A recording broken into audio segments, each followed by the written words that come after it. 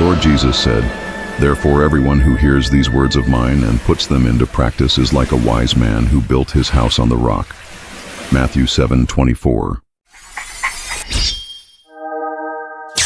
Jesus, in his unparalleled wisdom, distills the architecture of human flourishing into a parable.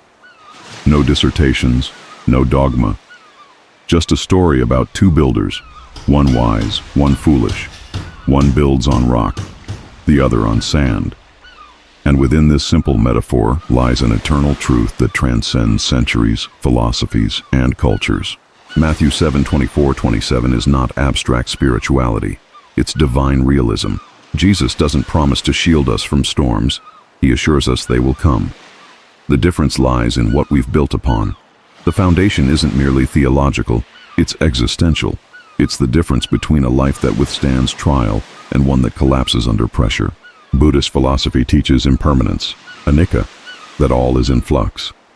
The Stoics preach inner fortitude in the face of fate. These schools of thought offer valuable insights into the nature of suffering and human fragility. But Jesus, uniquely, calls us beyond endurance to transformation. He invites us to embody the truth, to build not only with wisdom but with obedience. Everyone who hears these words of mine and puts them into practice, this is the hinge point. In Christianity, wisdom is not passive. It is not simply awareness or detachment. It is action. It is aligning life to the moral and spiritual contours Jesus lays out. Mercy, forgiveness, sacrifice, humility, love. While Buddhism encourages us to release attachment and the Stoics call us to discipline, Jesus calls us to relational obedience, not the kind built on fear or ritual, but on trust in the character of God, on the belief that the teachings of Christ are not only morally beautiful, but structurally sound. Jesus acknowledges the inevitability of suffering. The rain came down, the streams rose, and the winds blew and beat against that house. Suffering is not evidence of failure. It is the proving ground of foundation.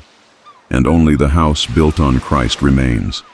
Many today build their lives on sand, on status, achievement, wealth, or curated image.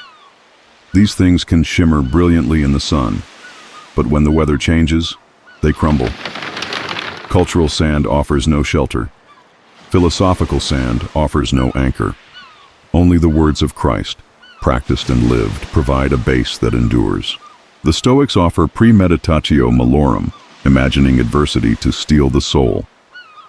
But Jesus calls us to spiritual fortitude through formation, through daily faithfulness, through meekness and righteousness, through living out the Sermon on the Mount, not just admiring its prose. Christianity is not simply about belief, it is about formation. It is not enough to admire the carpenter. We must follow his blueprints. The faith Jesus offers is not escapism. It is realism rooted in hope. It acknowledges the brutal wind and the rising tide, and still declares that a firm foundation is possible. The wisdom of Christ surpasses philosophy because it is not speculative. It is incarnational.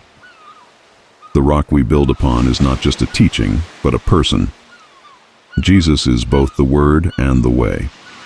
His commands are not merely ethical suggestions, but architectural instructions for a life that stands.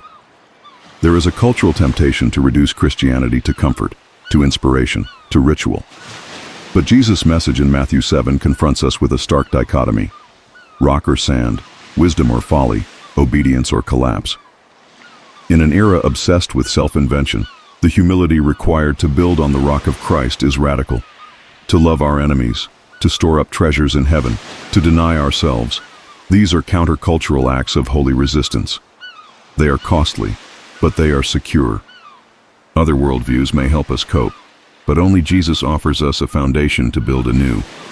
His invitation is not just to believe, but to construct, to hammer his truth into the very architecture of our lives. Let the philosophers talk of detachment. Let the skeptics chase novelty. Let the world build its mansions on mirrors and vapor. But the disciple of Christ lays brick upon brick of obedience, stacking prayers, forgiveness, and quiet integrity until the structure becomes a refuge, a fortress on the rock. The rain will fall. The wind will roar. The waters will rise. But the house built on Christ will stand throughout the ages. This is not myth. It is not metaphor alone.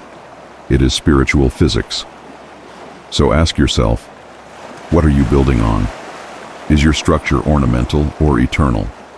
Is your foundation hearsay or rock? Let us not be hearers only, but doers of the word. Let us build with reverence, with discipline, with Christ as cornerstone. Now that you've built your life on Christ, it's time to build your fashion with Faith Mode, premium Christian streetwear for the called, faithmode.com.